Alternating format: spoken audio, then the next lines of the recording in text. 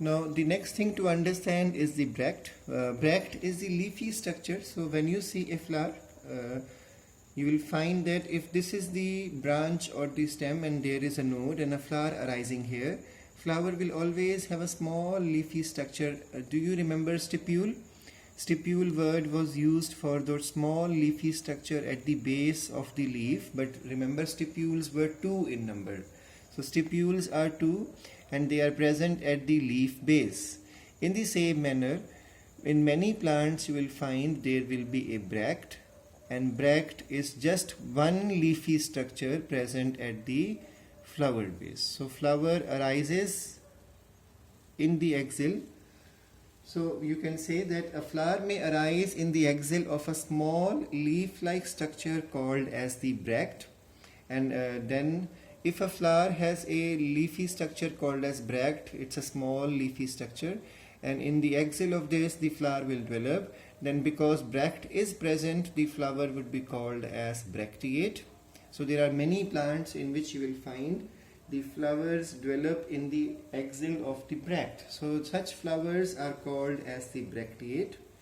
And if the bract is absent, the flower would be called as ebracteate. I will be showing you some live examples again to distinguish between bracteate condition and the ebracteate condition. And in the end of this chapter, we will have to learn some families.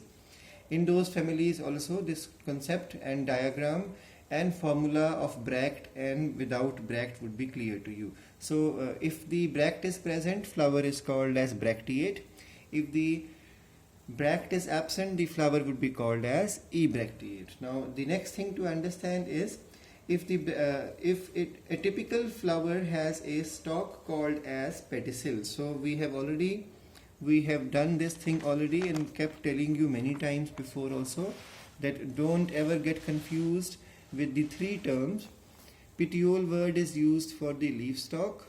Peduncle is used for the inflorescence stalk, or you can say the floral axis, and pedicel word is used for the flower stalk. So if the stalk is present, then the flower would be called as the pedicellate. So what is pedicellate flower? A typical flower has a stalk. So maximum flowers you will find will have a stalk, and because stalk is present, so how do you term the flower? You will call it as pedicellate flower. If the stalk is quite small, there are some plants in which stalk would be there, but it's a very small one. It's not completely absent, but a very small one is present. In that case, the flower would be called as subsessile. And if the stalk is absent, in that case the flower would be called as sessile. So similar type of words you have learned before. If the leaf has petiole, it is called as petiolate, and if the leaf does not have petiole, it was termed as sessile, if you remember the previous notes. So in the same manner, if a flower has a pedicel, it is called as pedicellate. If the pedicel is absent, it is called as sessile, and if the pedicel is very small in size, it is called as subsessile. Now the next thing to understand is that there are some plants in which, now in this diagram you can see this is the node, the mother axis, and there was a leaf present here, and this is the bract, the leafy small structure, and this is the pedicel. So this flower is pedicellate, this flower is bracteate, and sometimes what happen is on this pedicel, somewhere ahead of the bract, you will find there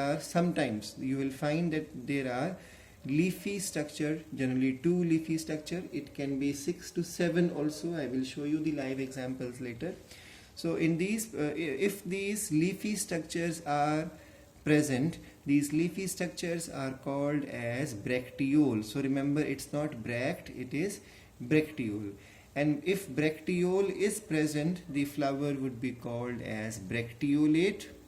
And if the flower does not carry the bracteole, it is called as ebracteolate. So I'm repeating again, a pedicel may have two small green leafy structures called as the bracteoles, and such a flower which has bracteole is called as bracteolate, and if the bracteoles are absent, the flower would be called as ebracteolate. And sometimes what happens, there will be a whirl of, that means 6 to 7 bracteoles are present just outside the sepals, and they are called as apicalyx. I will be showing you the China rose flower, and in that case I will show you the position of the apicalyx. So apicalyx is a whirl of the bracteoles just outside, or you can say just below the calyx. Calyx is a scientific word used for sepals. So just outside the sepal, in the case of the China rose or hibiscus, you will find there is a complete whirl of 6 to 7 bracteoles, and such bracteoles are termed as apicalyx. I hope this much is clear to you. So apicalyx is found in the member of Malvaceae family, where you will find that the bracteoles are not just two, there will be a circle of it, and that circle may carry 6 or 7 numbers of bracteole just outside the calyx. Now the next thing to understand is that what are the various structures which are present in the flower at the 4 nodes. So how many nodes should be there in a typical flower? A typical flower should have 4 nodes.